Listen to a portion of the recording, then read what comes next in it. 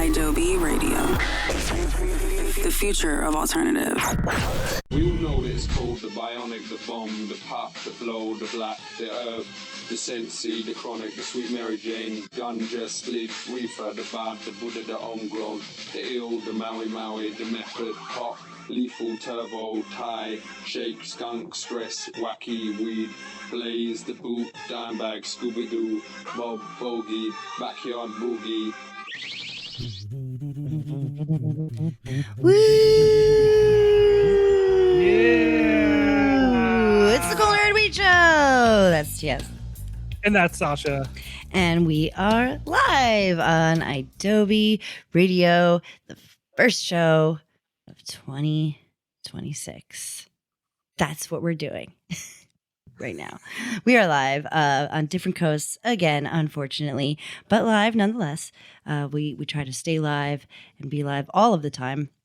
And we like to set the tone. We even though it's a slow week in cannabis news, the first week of January, because basically everything we just talked about, we always like to do a live show. I've done it like driving back to LA before from the East Coast. You know, I've done it doing COVID, and after dogs have died, like we do our New Year's and our Christmas shows. We always do them every single year. So we did want to, even if this is a little bit of a shorter show, we wanted to go live today and just, talk about stuff, hang out, set the tone. Last year, the world was on fire, literally. So we really did have kind of a slow January, but not really. I think we had one of our only guests of the year last year in January. So we try to stay kicking, even if it looks like we're not on the air for a minute. And we're doing live stream stuff. And of course, always on Adobe. We are always on Adobe, and we thank Adobe for existing and giving us a platform to talk about all of this stuff. Not a lot of places would do that. So it's pretty cool that they give us this outlet, and we get to talk about the thing that we love the most and that we care about the most. This is like, and it's not just us being stoners. We are also activists, and we also appreciate the value of weed being in our lives and being legal. And we know that if you're listening from a different country, maybe it's not like that where you are. So we want to extend knowledge and stuff to you so that when it does become legal in your country or your state or wherever you are in this world. We want to make you comfy with weed. Cannabis, you know what I mean? Yeah, cannabis culture is global. I met somebody from Korea earlier this week, and they were so happy to be in the shop and to be in a legal shop, not have to go to the black market and also pay hundreds of dollars for one tiny item. And be worried, for your safety and whether you're going to go to jail or get in trouble or stuff like that with your family. It's we don't take it for granted, because I do think we know how lucky we are, but we do kind of take it for granted, the weed culture here in the US, a little bit.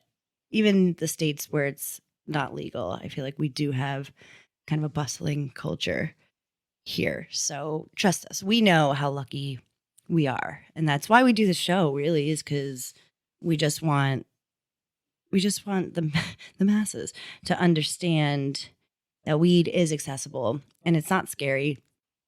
And weed is the kind of thing that it seems scary because you've been told it was, and maybe you had a couple bad experiences because you didn't really know how to dose yourself, or you're just me and you take 100 milligrams when you're being knocked on your buns. And if you want to see proof of that, you could watch last week's show where I was about halfway in and could feel like my body just being like, and just you could see it. You could see it happen at the 20-minute mark. 99 milligrams kicked in. Mm-hmm. They sure did. And that is definitely, a professional move. Not everybody can do 90, can do 100 milligrams. And, listen to us. We will guide you in all the ways that you need. And don't be embarrassed to ask questions. And there's a lot of good weed influencers out there too that are breaking down weed in a very digestible way.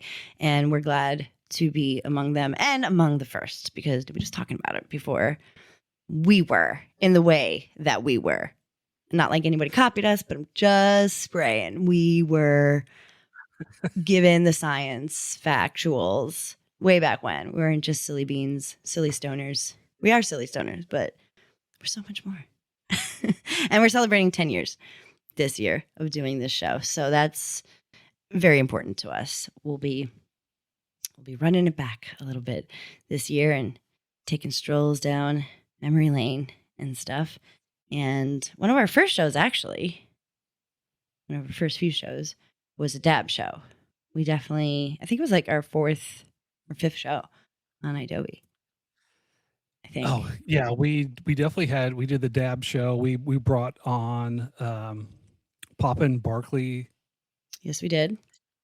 Yes, we did. What their concentrates. Boris came through. Yeah. That was one of That was the a great dab show. shows. Yeah. Yeah, that was a good show. And we had several dab rigs in the studio at one time. We did. We had a couple of them. We had a bigger one and then we had the little mini one. But that was back when dabs were, well, I mean, they still are, but you don't really see it a lot, where they were put in a rig. Rigs are still a thing, obviously, but it's more of these guys than ever before. Yeah, I think more people are going electronic with their dabbing, which is cool. I mean, yeah, for sure. I still have a torch, but I don't think I've used the torch in my dab rig in a time. Yeah, I haven't to our lives. Yeah, I haven't done a dab out of a rig in a really, really long time. It's tough, Yeah, even when you go to a sesh with a concentrate company, like there might be one, I don't know, there might be still one or two, but we went to those sessions and we brought our own Puffcos, the Peaks. We did. But they had Peak as well. They did. They were cleaning and passing around. I don't think I would share. I don't think I would do that again. But let's bring it back to 2017, 18. Oh my god! With the full session, like full high time sesh, just one after another, lined up for a free dab. Yeah, past like Moxie. Yeah, like Moxie. They were out there. I mean, all those brands, dabbing, it started to be really big everywhere, but it was very, very big in California. I mean, it is still very popular.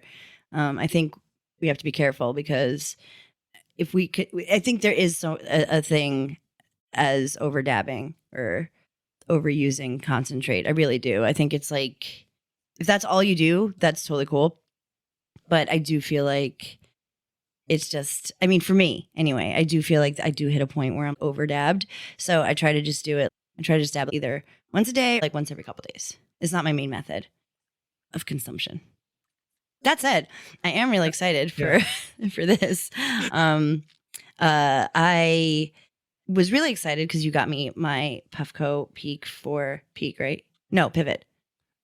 Puffco Pivot for Christmas, and I'm stoked because I have been wanting to take dabs and I have been wanting to get back into it. So it's very cute and I'm really excited about it. So we were looking last week to see where we can get some primo concentrates because, like I said, in Cali it was very big. So you got some really good quality concentrates. I mean, some of the stuff that was coming out of California, Poppin Barkley, 710, they were all very quality, very boutique and fancy.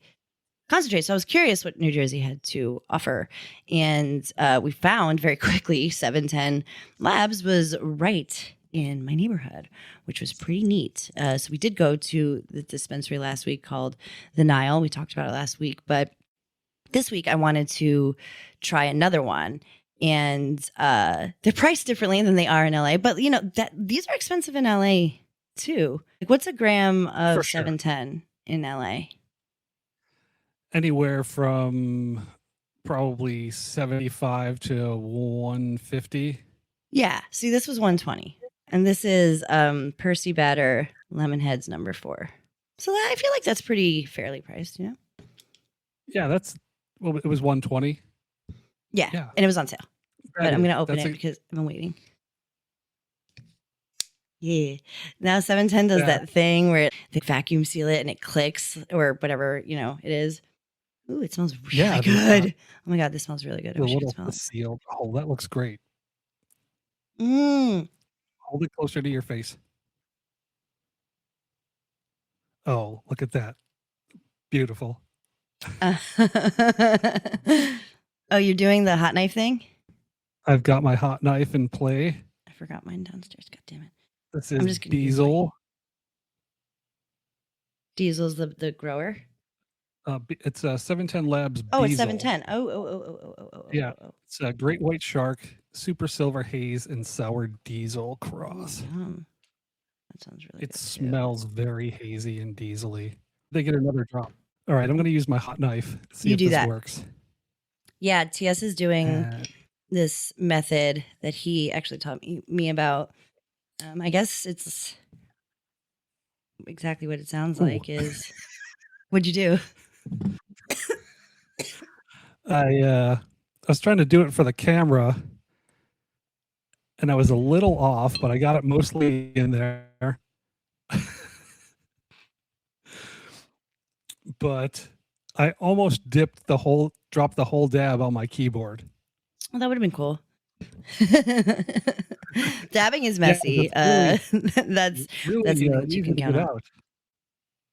Yes, dabbing is certainly sticky and messy, but the hot knife technique is fun. Ooh, mine is ready, so I'm going to do it. So now you have to talk.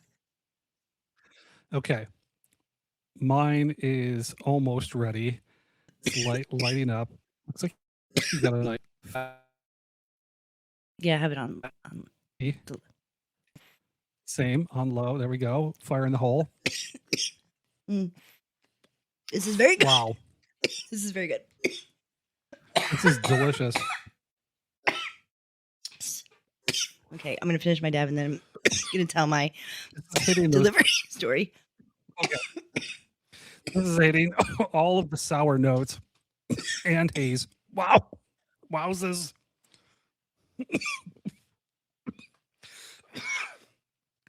That was really good. Sativa Town. Wow. Yeah, mine Living too. here in Sativa Town. Mm-hmm. Dang. All right, gotta save the rest of that for later. Yes, that was really good. I'm really glad that I got that. That was amazing. I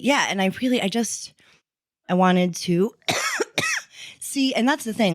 I'm curious how concentrates are here, are grown, and if they're similar to LA, and they're comparable, I would say, for sure, especially a brand like 710. And I was so encouraged to see 710 there. And I was just so stoked about this place because it was right up the block from my high school. And I was just my mom was like, you really like this place because it's right in the hood, right? I was like, no, I do, because yes, they're right in the hood. Also, they have really quality stuff. Also, their customer service is like off the fucking conchos. Okay, so I put in the order yesterday, and this is the Nile. Yeah. So I put in my order. It's a big order too. It's hefty, and because I got this too, so I meant business. And so my ID. They know you're serious. Yeah, they know I'm not messing around. I'm not ordering no pre-roll for delivery. I'm getting the big guns. So so I put in my order. So they called me and they said that my ID was expired, which I didn't understand, but so I was like, okay. So I went through all the steps, both the payment website, and because weed is the way that it is in the state that it is, we need all sorts of, and anything's like that when you order online. There's a third party payment site for whatever you're ordering online, and that didn't have my correct ID. So I went and I fixed it. And then that was fixed. And then they called me back and they said that their delivery driver wasn't in that day. So I was cool. No. I was chill. I understood. I understand these things. It's because I work at a dispensary. I know how it goes. I know that sometimes things just don't flow the way that the customer wants it to. So I was like, okay, I'm chilling. And, the manager, shout out Kat, you were very helpful, was really helpful and apologetic. And he made special exceptions to get my ID uploaded. And he was really, really cool about it. So he rescheduled my delivery for today, gave me a call back. He said he threw in some edibles, which he did. He threw in a free grinder, which he said was personalized. Maybe I could change my name to Sarah. It's cool. I don't mind. I don't mind at all. But it's a really good grinder. So the laser engraver probably auto-corrected. Probably, story of my life. And that's okay. That is okay because it's a free grinder and I love it. And I also got some lanyards, like some of those, the clear lanyards. They're really good. They're I left them somewhere, but they're thick, really good quality, and a couple stickers and a free package of edibles, like I said. And that was pretty litty. You didn't have to do all that. And I was just thinking from the perspective of a customer, I'm pretty stoked. I'm pretty impressed. But as the perspective of somebody who worked both inside management of a dispensary and, outside from top to bottom of a dispensary, I was impressed in that way too. Taking care and calling your customer and making sure they're not bummed and, making a fucking grinder for me. Like, that's really sweet and that's really cool. And I feel like that's kind of cool for, what I would call the new kid in town, which is weed in general in New Jersey. And I think that that's also indicative of the kind of companies that the marijuana business has. We're good people and we want you. And I always used to say this at the dispensary. People do come in upset. They do come in needing their medicine. They do come in wanting the right price. And they do come in wondering why anything and everything isn't tailored to how they need it. And at the dispensary, we're only here to make your mood better. In the front, I would see people come in super cranky. They'd be so mean to me. And then they'd be leaving and they would be happy as clams. So happy with their swag, with their weed, and just skipping out like a day, after they were just super mean to me. So I know what it's like to work at a dispensary, and I know what it's like to go above and beyond for a customer or a member. So I really appreciate that. That was pretty cool. Shout out to the Nile, my local dispensary. I definitely will be coming back. I appreciate everything that you did to get this order to me, to get my 710, which, by the way, it's right here. I just I like a good weed delivery order.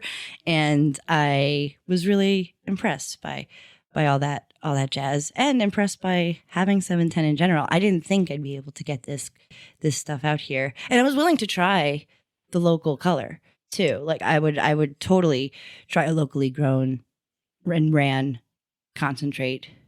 I think that'd be fun. And we're going to do more on concentrates and stuff like that on different platforms and here on Adobe. But I did want to brag about my Puffco pivot and my lemon heads, which is really, really, really good. You know what I mean? When you go to a dispensary and you just see it from the perspective of, obviously, that happens with everybody who works in an industry and you go to that place. When you work at a restaurant and you go to a restaurant, you're like, I'm going to stack these plates and make it easier for the server. That's kind of how I felt there. I was like, please, don't worry. I know when a payment system, a third-party payment system fails. Yeah. I know what that's like, and it must be hell. Yeah, well, in the dispensary world, we go through so many adverse conditions. We're the at will of the POS and the time that we can operate, and supply issues, and sometimes your delivery person doesn't show up, calls in sick. Everybody deserves to take some time off, and if you're not feeling well, but most of the organizations in the cannabis dispensary world are small businesses, essentially. And being a small business, you might not have a full army of delivery drivers or a full army of bud tenders, for that matter. Right. So, It's important to but understand the staffing of dispensaries yeah, as well and when you go in. at the end of the day, we really want you to just be happy. So we're willing to go the extra mile, making sure you get your ID sorted out, and everyone's got a little bucket in the back of treats that we can help smooth over any wrinkles in your order or your day. It's very helpful. It's very cool. Yeah, it makes people happy. And like you said, you help somebody who is from South Korea, I'm assuming. Yeah, Korea. Yeah. South. Yeah. Yeah, and that's crazy to think about. It's crazy to think about how stoked he was to be in a state where he's free to smoke or consume weed as he pleases, and then he has to go back home, and that is not, or if he does go back home, it's not available to him in that way. And it's not so crazy because that's how New Jersey was not 3 or 4 years ago, and that's how the rest of the country was 20 years ago.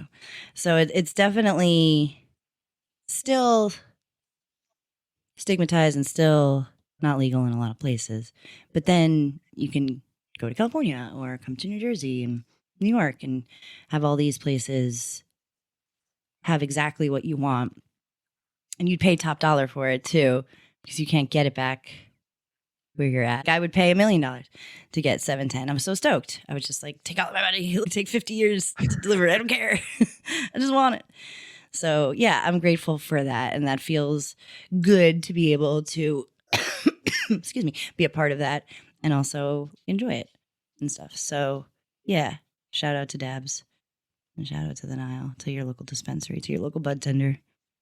Always tip your bud tenders. Always tip your bud tenders. They work hard. 100%. Well, I'm going to probably take, I think I'm going to take a break and take another dab during that break. Can you hear me coughing when I'm muting myself? This I time? can. Look, I'm going to cough. Did you hear that? No, I did not hear you. Well, because if you could hear it, then the dear listener, can hear it, and I don't want to be like the listeners hear. Because when I cough, I be coughing, and I don't like to see or hear people cough. So I just want to make sure that if I take a dab during the commercial break, I will not be hacking my lungs off during our commercial. I have cough drops. Are you sick? No, or just for dabbing? I'm using them just for dabbing. Smart. Or just when I'm on the air dabbing. That's smart. That is smart. Yeah, that low temperature does help. For sure. That low temp life. Yeah.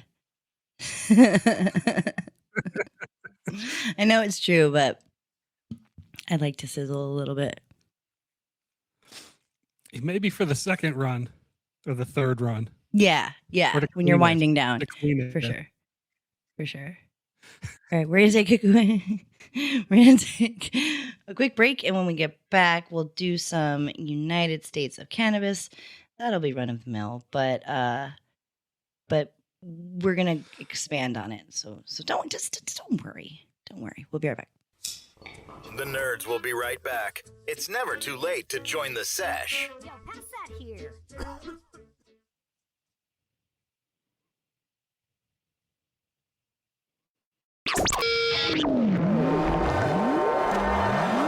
And we're back. We're back. I don't know. But but we're gonna do our best. We are going to be doing the United States of cannabis, only a couple of states. We don't need to go through the whole goddamn country. It's a mess anyways. But we do have a take on this. Surprise, surprise. We have opinions per the usual. So we'll start with Massachusetts. We were just talking about them a couple weeks ago, saying that they were looking to kind of walk back everything that they had done with adult use. And it was kind of scary because it had moved forward a little bit and we didn't know what to think. And it just seemed like it was a whole big mess. And then it just came out that a vote is going to be put forth to increase the amount that you can possess and revise regulatory framework for the whole like shebang. So it's been 7 years since it's been legal in Massachusetts. So they're learning as they go, which is fine. Just don't scare me like that. Don't say you're going to go back and undo the whole thing. The backlash was brought by a group who actually got on the bill they got enough signatures to put this to a vote. And it was very shady the way that it all went down because people didn't really know what they were signing and signed it. Yeah, let's let the voters vote on it. But they're not going to reverse it, but in reality is that the powers that be are looking at in the framework, like you said, which is great. And cannabis is not perfect, and it's evolving. It's constantly evolving, and the powers that be want you to be able to possess more cannabis because in Massachusetts and a lot of other places, people have shown that they can handle it, and they don't need to be babysat and watched, and they can handle their cannabis. So soon in Massachusetts, you'll be able to go into your local dispensary and buy 2 ounces versus 1 right now. They're also going to where their legislation includes a reciprocity section for medical, which is pretty titties. So if you're a medical person, as you are in California, you can go enjoy the benefits of lower taxes in Massachusetts. That's great news. That's great. That's great. And it's just like they also want to do away with vertical integration, which is something we've talked about quite a bit on the early days. Excuse me, that was disgusting. On the early days of the Cool Nerd Weed Show, we did talk about vertical integration because that's what we were seeing happen one by one all over the state is weed companies from top to bottom would be one company, and that's what it is. It's what it is pretty much now. Dispensaries are under an umbrella, and that's just how a lot of things are. But there's a really easy way to like manipulate that and be corrupt, and it's outdated, and it's also like how medical operations operate in general, and they want to change that. They want to make sure that it's fair and that everybody gets a shot. I mean, this is pretty progressive. It's like pretty smart, and it's not, I don't know if they were just lowering expectations to exceed whatever the saying is, but I am relieved that we don't have to worry about Massachusetts losing their legal weed, and they can only removing vertical integration is huge. It kind of opens up the free market to, I suppose, more legacy growers and operators to produce their products. If you can, and new people too, right? Yeah, and new people, because it was almost like a monopoly, vertical integration when there's not as many companies and you have to produce every single product that's in your shop. Yeah, no, Know what I it's mean? it is a monopoly. That's what the multi-state operators. That's what the danger is. That's what big weed is. We don't like it. You know, it doesn't benefit the consumer. It doesn't benefit the people in the industry. It doesn't benefit anybody. So this seems like it is really going to be good. You know, they're getting enough signatures. They're not starting over. They're learning and doing better. So thank you, Massachusetts. I'm glad that you got it together. I told you. Thank you for listening to me. I always say get your shit together. Finally, somebody listened. Thank goodness. My husband's home state, Massachusetts. So the next United States of cannabis will be so New Orleans, right? That's what I'm talking Um, about. Or no? Was it is something New else? Orleans the Huff? Yeah, we could do New No, it Orleans. was not. The Huff was going to be our take on it. Oh, copy. Yeah. Okay, New Orleans. Yeah. So New Orleans, okay, so it wasn't clear on what the state was of the state of Louisiana's cannabis. And I think it's very strict medical. It's very strict medical only in Louisiana. Yeah, it's medical only and sort of recreational possession of 14 grams or less is sort of decriminalized. It's no more than No. $100 fine. Yeah, we talked about this when it was decriminalized. I do remember this. Yeah, so that's the thing. But there is going to be a licensed dispensary opening, like, I guess, in the heart of New Orleans. I don't know where, but it seems it's very centrally located. And of course, not everybody, but the news is highlighting the people who seem to be upset about this. The dispensary seems pretty cool, but I guess it's like close to a church and a school and a library.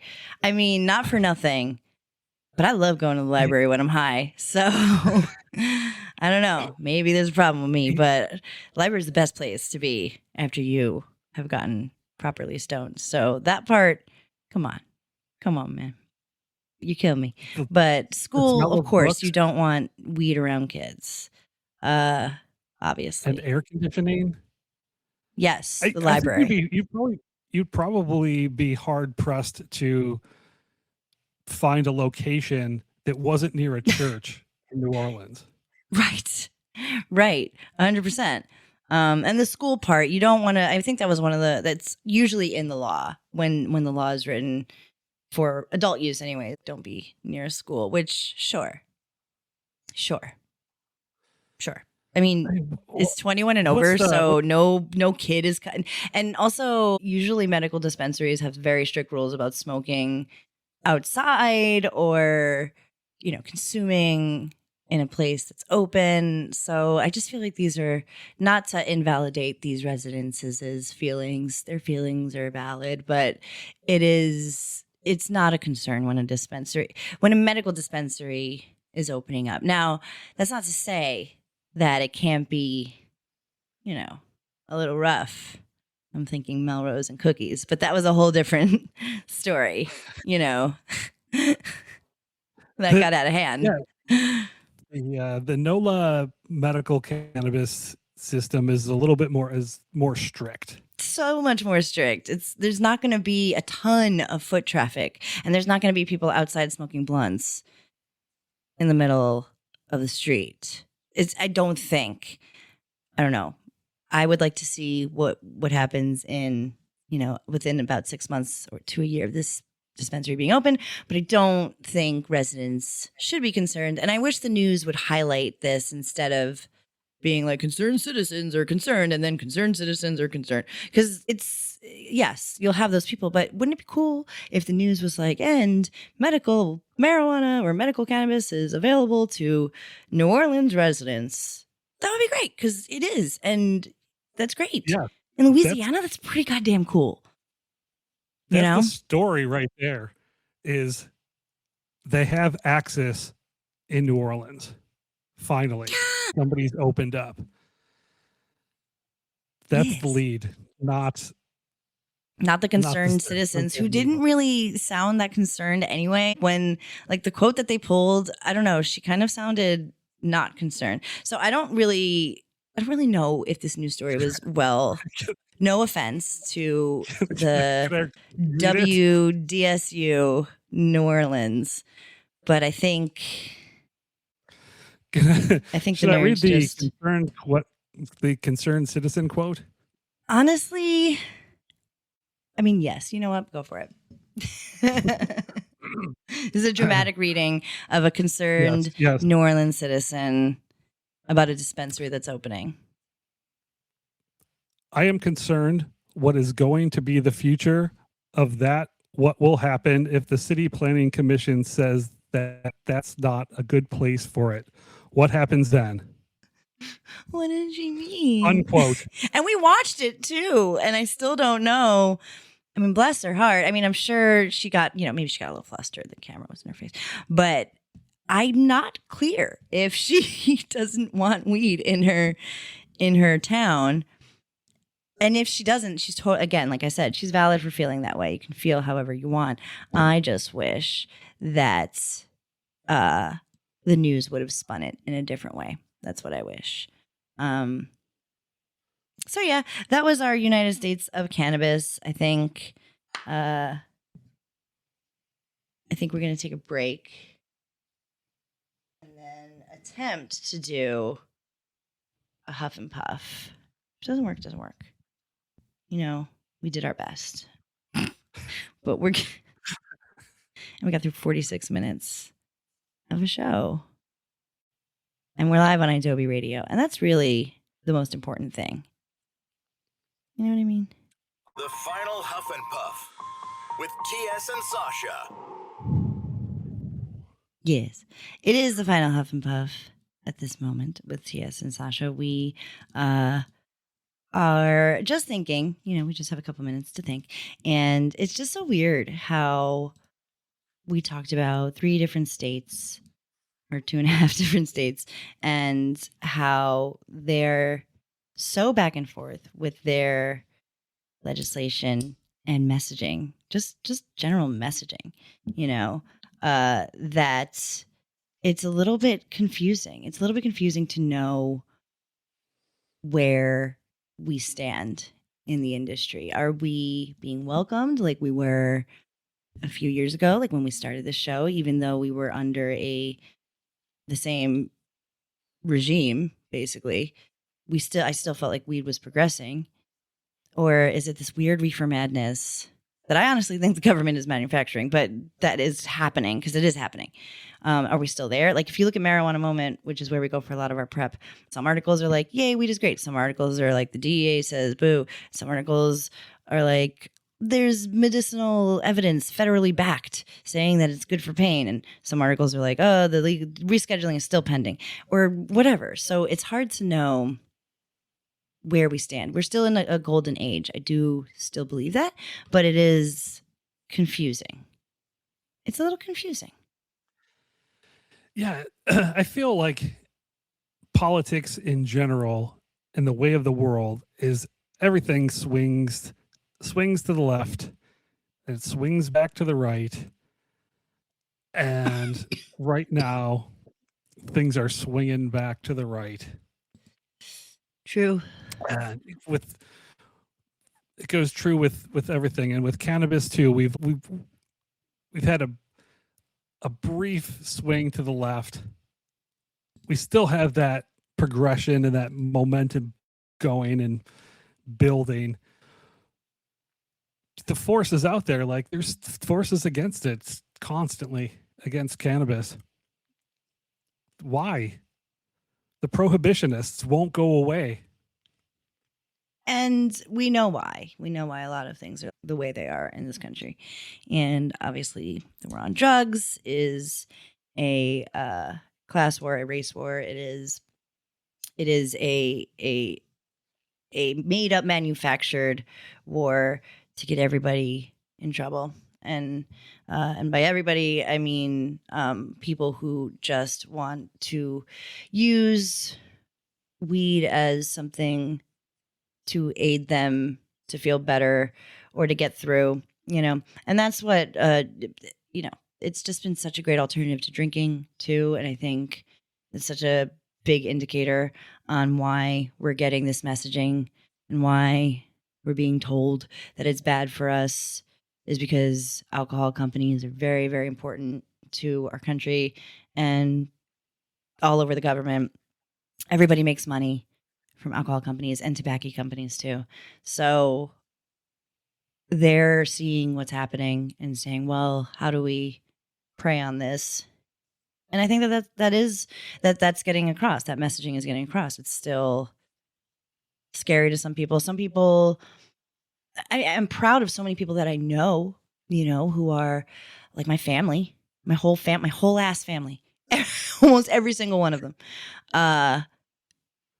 has come around to some form of weed. When I tell you, not long ago, that was unheard of for so many reasons. For the stigma, also because we didn't know what we were doing. Nobody ever knows what they're doing when they first smoke weed. So you overdose or you underdose or you don't take the right thing for your body, or you don't understand why your body's reacting the way it's reacting.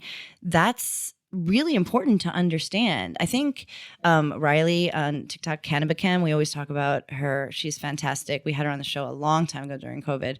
And she makes a great point saying that weed is not water. And even the government regulates water. Like, we need to treat weed like it is a psychoactive plant that affects your chemistry. That's what it is, in terms of understanding it, not stigmatizing it more. Understanding it is to not fear it, right? Like, isn't that the whole thing, is understanding it and knowing what's right for who and how to keep kids safe? That's all they ever talk about, is how to keep kids safe. How are we going to keep the children safe? Oh, the dispensary is close to a school. Well, you just make sure that it's 21 and over, very strict. There's nobody from school heading into that dispensary. Nobody's leaving the dispensary and going and selling, weed to these kids. That's not how they're getting their weed, my friend. And it is not because of the dispensary that just opened that's providing medicinal relief to New Orleans residents. I promise you, that's not why. There's other reasons. We're a big dare generation trying to shake that off, and I feel like just lately it's gone the other way, but hopefully that won't stop us. Yeah.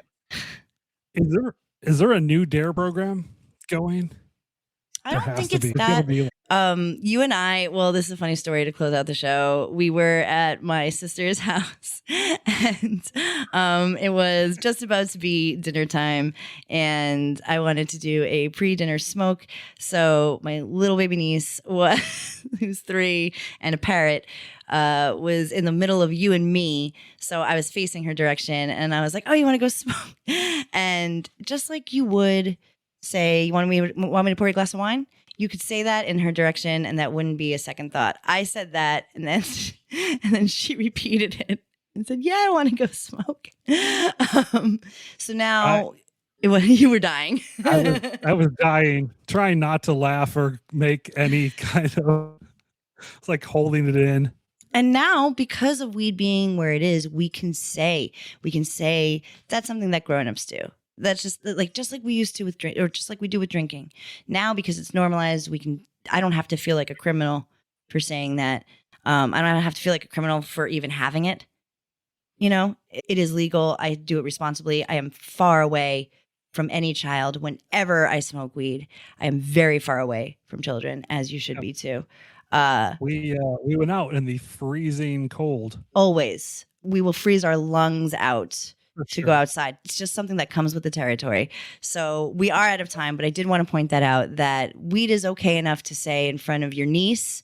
Just go far away from them, and always know that you are in the right if you are in a legal state, and feel comfortable in your stonerness. And we hope for the best for this new year and on. And no blood for oil. Fuck Donald Trump. Don't panic. It's organic.